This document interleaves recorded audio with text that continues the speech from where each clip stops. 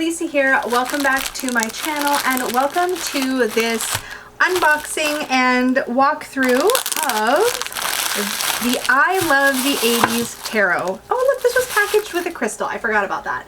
I have peeked at this deck already, just so you know I'm not intending to be sneaky, but I did put it back in packaging. So I thought this was packaged in such a beautiful way. So if you have not heard of the I Love the 80s deck, you're not alone. This is a deck by Kai Cole, who is the magic behind Our Daily Magic, and I will have a link to this deck down below. I have reviewed another one of Kai's decks on my channel, and that was the Badass Baby Unicorns deck. So if you enjoyed that deck or that walkthrough, then you're not going to want to miss this one.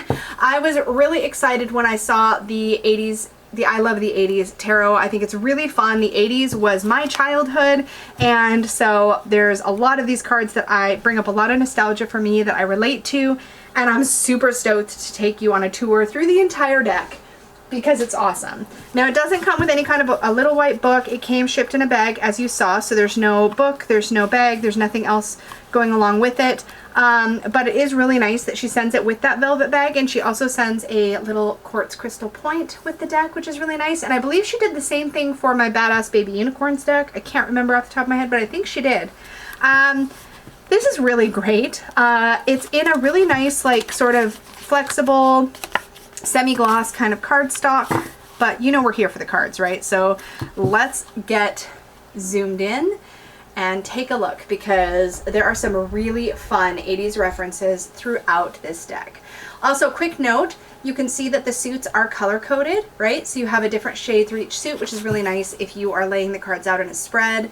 But this is fun. This is so fun. Okay, so the Fool, we have Mr. T.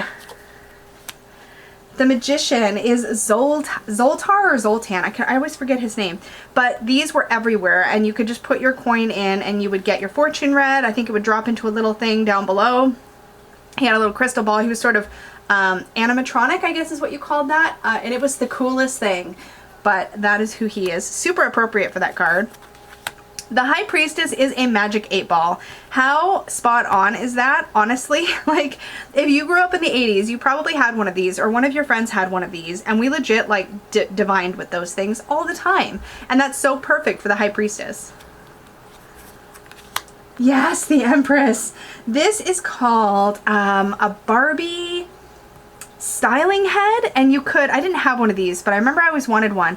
You could like do makeup on her face. She had like hair that you could comb and style, and it was just it was so great. These things were everywhere. Okay, I love the Emperor is a dustbuster. And I like that there's a little alarm clock here. This is a classic 80s alarm clock, and it's set to 4 o'clock. And as we know, the Emperor is Major Arcana number 4, and he is a card of stability and of structure. So this idea of a very neat and organized space with a dustbuster next to an alarm clock is spot on symbolically for the Emperor. This is also fantastic. Like the thought that Kai put into which images would go on which cards is, I think, absolutely brilliant. So this is a Simon Says toy. And again, all the rage. Basically, it was a game, and these things would light up in different sequences. So when you first start playing, you know, blue would light up, and then you'd have to hit blue, and then blue, and then red would light up. You'd have to remember blue, then red, and the sequences would get increasingly complex. I'm telling you guys all this in case you don't know what a Simon Says is, because I don't know. But the concept was you had to basically do what you had to follow the leader. You had to do what was demonstrated to you. And so it's, again, a very perfect symbolic representation of the card, because the Hierophant is very much about doing as the people before you have done, right? About tradition and dogma in a way, right? So it's very much a Simon Says kind of energy. Spot on. I love this classic photo booth situation for the lovers. Do these things still exist? Does anybody know? Because Peggy and I actually have gone into one of these. We have a little photo strip from when we were dating. This is such memories for me. Okay, who doesn't recognize this amazing vehicle, the DeLorean, that flies in Back to the Future? Well, it eventually flies in Back to the Future. I think it flies at the very end of Back to the Future 1, and then it definitely flies in Back to the Future 2, but this is from that movie. And for the Chariot, of course, that makes perfect sense. It was a time travel machine. So great. Okay, this Arnold Schwarzenegger caricature from the Terminator is great for strength. This is the moment when he's like defeating the robot, and it's so great. I'm gonna say it's so great a lot. Yoda as the Hermit, again, so perfect. I have no complaints about the matchups. Okay, so this was the motorcycle cop from the show Chips. Now, I did go through these cards with Peggy before I filmed this because there was a few references I couldn't completely remember. This was one. I knew who he was, but I couldn't remember the name of the show, so she helped me identify a few. I'll try to give her credit on the ones she helped me with. That was one of them. So obviously that makes sense for Justice as a, you know, lawmaker, lawkeeper. And he's even got the scales on the back of his motorcycle, which is super smart. Okay, this is, again, this is so perfect. It's so great. This is Pac-Man for the Hanged Man, and this is such a fantastic moment because he really, really wants that cherry, but the ghosts have surrounded him on all sides. If you've never played Pac-Man, comment down below. I want to know. But basically, they're all going to get it. They're all going to get you. So you can go for the cherries, but you're definitely going to die and have to start over in the center.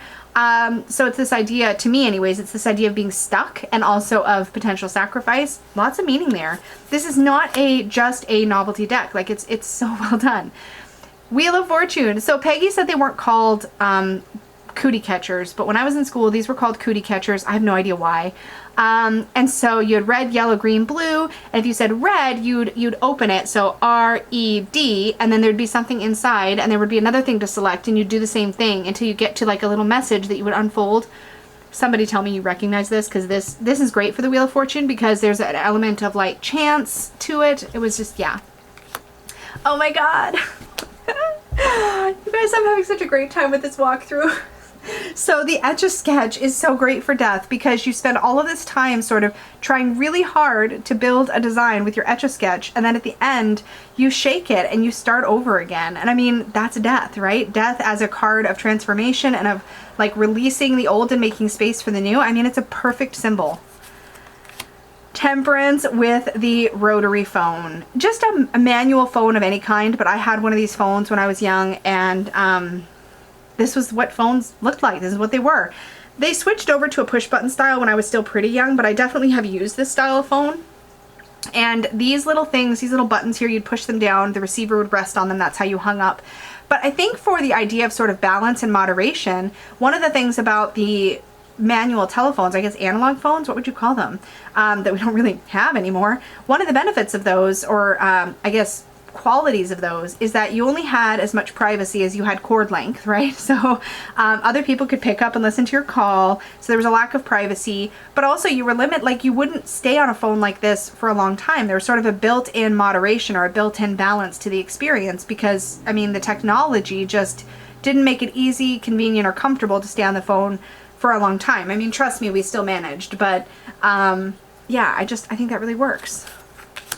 The Devil. Okay, so this was one of the ones where Peggy and I just could not agree or figure out exactly if this was a movie reference. The Devil as a like pills in the hand, it makes sense. There's this like handcuff here and a chain. I think it's meant to be the war on drugs or the Just Say No campaign. I believe the Just Say No campaign was around this time. So I think that was what it had to do with. Peggy thinks she remembers some kind of movie. What was it that she said? There was a couple movies, but when we looked them up, they were like from the 60s or 70s.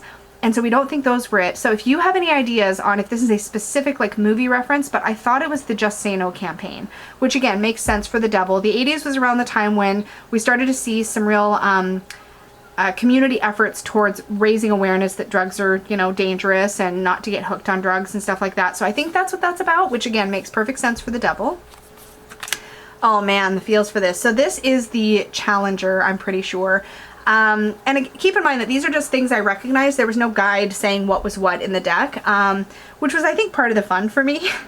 But the tower, so this was a moment when we had a space shuttle take off and it ended up bursting into flame. It had an issue and it crashed. And it was called the Challenger. And that's, again, very perfect for the tower. I was talking about these not that long ago on the channel. These are called fortune fish, and they're this very thin little piece of plastic. They came in this little envelope, and you would put one on your palm, and based on its behavior, it would tell you your fortune. So it would like curl up one way or the other way. I can't remember what all the different possibilities were, but that's what that's all about. Perfect for the star, I think, because it's that whole idea of wishing or hoping. This is like legit Michael Jackson from Thriller for the moon. Again, I think this is spot on. It's this idea, the Thriller video, music video, was like very surreal and almost movie-like, and very like, things aren't as they seem. It definitely had that Halloween-y kind of vibe. It totally works here.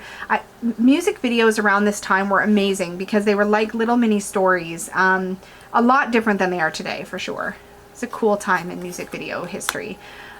I'm not 1000% sure, but I think this is speaking to, Magnum PI or one of the other Florida shows. I wanted to say Baywatch, but I'm actually not sure if this is Baywatch because I don't remember this icon.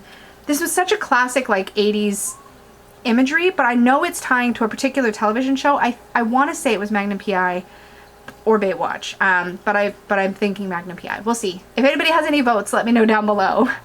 For judgment, we have the magazine quiz. It says how to be better.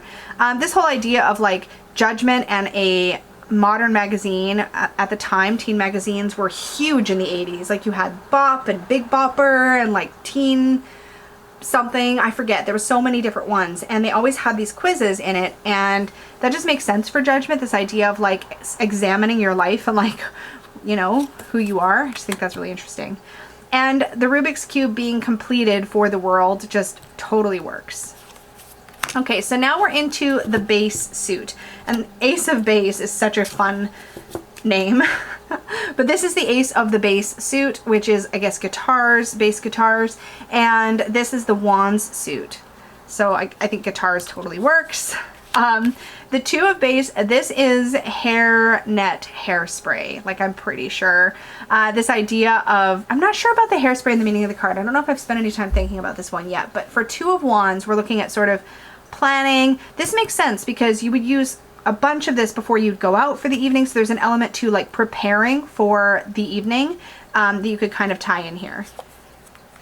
The Three of Base. I don't know if this is meant to be a particular group, but through a lot of Googling, Peggy and I think it might be Joan Jett, Lita Ford? And I can't read my own writing. They were called the Runaways, and Cherry something or other. Somebody's going to probably have to say it down below. But they were three female artists, all guitarists, I believe. And they were the closest one we could find. This may also just be meant to be like an 80s girl band kind of thing. It may not be pointing to a specific group or anything, but the Runaways was the closest we got towards a group that kind of looked like they might line up with these girls. So I thought that was kind of fun.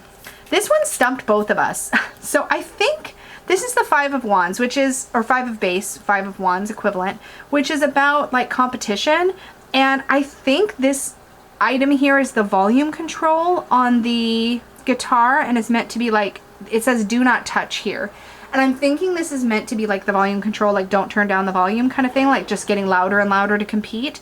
But I don't know if that's it. And I would love any feedback and comments down below if you guys have an idea of what this is, because I was just a little stumped. I'm sure it's meant to be a part of the guitar, but this like orange part, I wasn't sure. The other thing I thought for a bit is what if it was like a security tag on a guitar in a store, but then I'm not getting the competition tie-in. So this was the one that I think stumped me the most in the deck.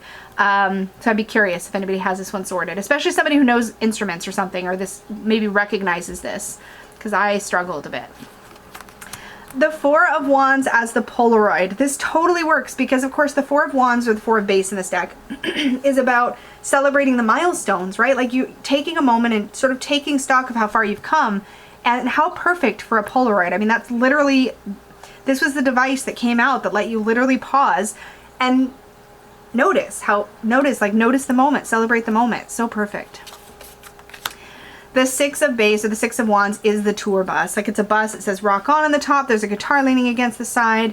Like we know this is a tour bus. And Six of Wands being that card of victory and of success and having made it, that totally makes sense for this suit. Spot on. Okay, so the Seven of Wands, which is often about having the high ground and defending your position, this is Jenga, y'all. Like that makes so much sense because whoever's placed the last one on top without toppling the tower is literally the winner of the game. Or rather, I should say the last one who's done it before the tower topples. You know what I mean. That's so perfect because it's all about high ground. It's about who gets the highest, right? So works for me. The 8 of base or 8 of wands, like I'm pretty sure this is Pee Wee Herman hitchhiking or pretending to hitchhike or something. That totally looks like Pee Wee Herman. If it's not Pee Wee Herman, somebody tell me down below. But 8 of wands, very much about sort of fast moving energy. I'd be curious about interpretations on this card or to hear what you guys think, but I just recognized Pee Wee Herman and I stopped there. This is the scene. I had to get Peggy's help on this card. I was like, it was so familiar and it was just bugging me. And she's like, that's the scene from Rocky when he's like, you know, you have the musical montage and he's training and he's on the steps of, I think, a library and kind of doing his little dancey thing. So perfect. The 10 of base. I don't think this is meant to be a particular show or movie or reference. It's just, I think, being loaded down with books, which again, for the wand suit, really works for me, I think. This idea of just being overwhelmed with everything that you're working on or everything you're trying to accomplish. Now we're into this, to the courts. We have the Prince of Base, who is in the wand suit, and of course that is Prince, so that works.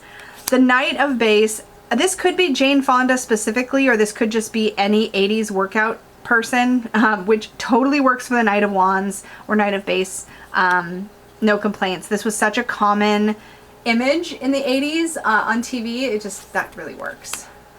Here we have the Queen of Base, and Queen of Wands being this sort of like Girl Scout with all the medals. That actually really works for me. I totally get that reference.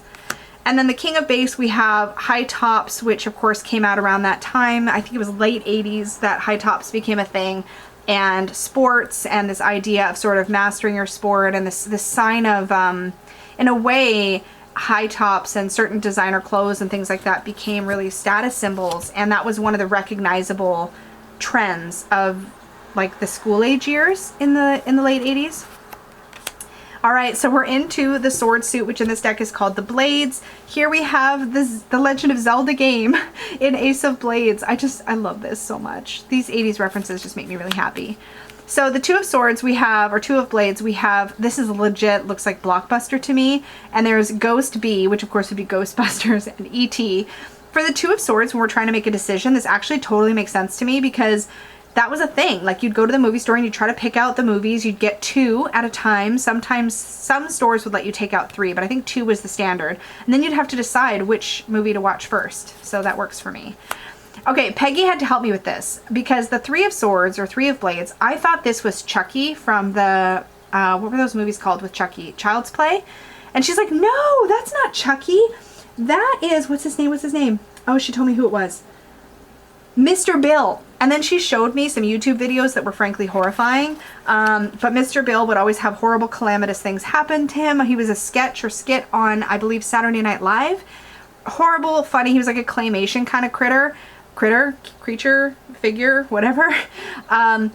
I will never be the same having watched those clips. I may have seen them when I was younger. I don't honestly remember. I probably was not allowed to watch Saturday Night Live when these skits were on because that kind of humor wasn't something I was really exposed to until I was an adult that I can recall, but that's who that is. That's Mr. Bill. And if you're curious, you can Google him. I mean, I don't recommend it because it's kind of horrifying, but you could. Okay, 4 of Swords, 4 of Blades is Nightmare on Elm Street. That is totally Freddy Krueger's hand. For the 4 of Swords and this idea of kind of getting away from the nightmare, this actually kind of works because that whole premise of that movie was if you could just stay awake, don't fall asleep, you'd be fine, right? So she's in bed. I'm assuming she's trying to stay awake so that she doesn't have to deal with this. So she's getting a breather from the horror. The 5 of Blades. So this could just be a switchblade. But Peggy and I were talking about this card, and I think this is meant to be a call out to MacGyver, who always had a Swiss Army knife.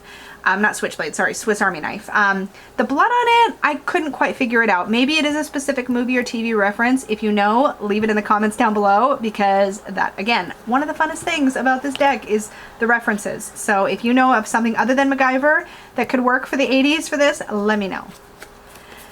The 6 of Blades or 6 of Swords. Pretty sure this is a scene from Friday the 13th. I did some Googling. There is actually a boat scene. There was like a camping element to that movie. that sort of makes sense to me, and kind of rowing away from all of the drama, that works. There was another movie I saw that was in the 80s that I don't remember seeing, called Sleepover Camp, that I thought it might also refer to, but I think Friday the 13th makes more sense. Curious if you have any feedback on that one down below. Okay, so the Seven of Swords, which is very much about betrayal. It's a typewriter and it says Betrayal She Wrote. And some of you may remember the show Murder, She Wrote, and that's totally what that makes me think of. And in the Eight of Blades, here we have another, of course this is the blade suit, so she always makes sure, I think Kai always makes sure there's some sort of blade in the imagery. So we have the little Swiss Army knife down here, but this is, I believe, a nod to the movie Aliens, which came out in the 80s. I mean, Gremlins, come on. So sweet for the Nine of Blades. And now the Nine of Swords being a nightmare card, this like totally works to me, because Gremlins were so sweet until they got wet, and then they were no good. They were not good when they were wet. And then the Ten of Swords, the do you like me, yes or no. This was just a really common type of thing, this passing notes in class. And if you did do a note like this, do you like me, check yes or no, and somebody passed it back to you after checking no, like in school, that would have been a total Ten of Swords kind of moment. Like you would feel like your life was over. I mean, everything is so dramatic in school to begin with, but that's what that makes me think of. This is so freaking great. Okay, so we're in the courts and we have Atreyu and Falcor from the Neverending Story. I mean, no complaints. That's fantastic. The Knight of Blades, we have Ghostbusters, and this is, I can picture his face. I just can't remember the actor's name, but it's one of the really well-known actors from the movie. Somebody's going to be yelling at the screen, but that's what that is. Here we have the Queen of Blades. I actually had to enlist the help of Steve, the youngest man-child who's living here at home, for his help with this one, because I could not remember who this was, and he said it was somebody from, he named it right away. I wrote it down. Let's see, what is it? Chen Li or Chun Li from Street Fighter, and we googled it. It's definitely her, so that was fun. I never played Street Fighter, so this reference didn't like immediately jump out at me, but she was pretty badass, so that works. And He-Man for the King of Blades couldn't be more perfect in my opinion. I think that's fantastic. I just really am happy to see He-Man in here, because I was obsessed with He-Man and She-Ra as a kid. And we're into the coins suit. So we have the arcade coin for the Ace of Coins. I think the aces are meant to be more like the symbols of their suit, and this totally works. It says game token, and you're putting it into an arcade machine. That really works. And then, of course, in the Two of Coins, where we're looking at sort of balance and issues like that, we have the first Atari. I think this was the very first Atari. This is the first Atari I ever had as a kid. And that was where the game cartridges go in. The joysticks looked exactly like this. They had one red button and they were like really stiff. And all the games would be joystick based. I mean, it's so good. It's so good. And when this first came out, of course, the idea of balance and juggling responsibilities actually works for this card, because we had trouble. Like you couldn't just, there was no save. Like you just, as soon as you turned the machine off, your game was over. So it was really hard to balance the other things you needed to do, because you had to keep the game on to keep your progress. So it was really hard to actually balance things. We would often have marathons. We'd keep the game on like round the clock while, you know, one person would grind out trying to save up lives, so we'd have extra lives for the game. It was just, yeah, it was a thing. The Three of Coins, we have the first cell phone, which did feel just about that giant. One of the first cell phones. The Four of Coins, we have lifesavers. There may be more to say about this, but that's what I think of. The Five of Coins, we have one of these very first computers. I think Peggy told me what this was called.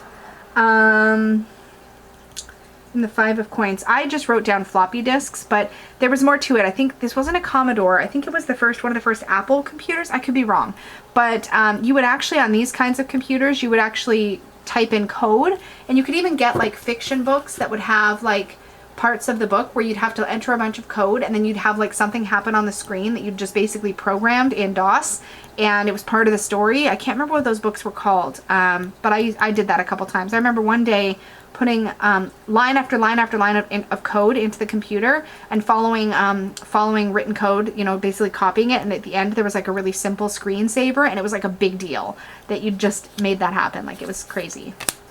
The claw machine for the Six of Coins. That's great.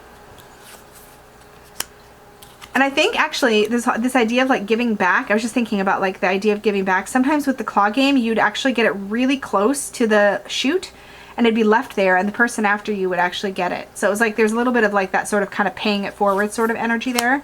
Okay, I'm pretty sure I had this exact set in school. This is the 7 of coins, waiting for lunchtime, right? Because you would have a packed lunch in one of these plastic lunch boxes with a matching cooler. This is a Care Bears lunchbox. And you'd have to wait for your lunchtime before you could get into all the goodies that were in the lunchbox. I had really simple lunches growing up, but I do remember the idea of having these kinds of lunchboxes and just like waiting for lunchtime. In the 8 of coins, we have an easy bake oven, which is very much about refining one's skills, so that totally works. The viewfinder for the 9 of coins, I don't know if you remember these, you would put these like wheels in and you'd have a little clicker on the side and you'd click through the scenes.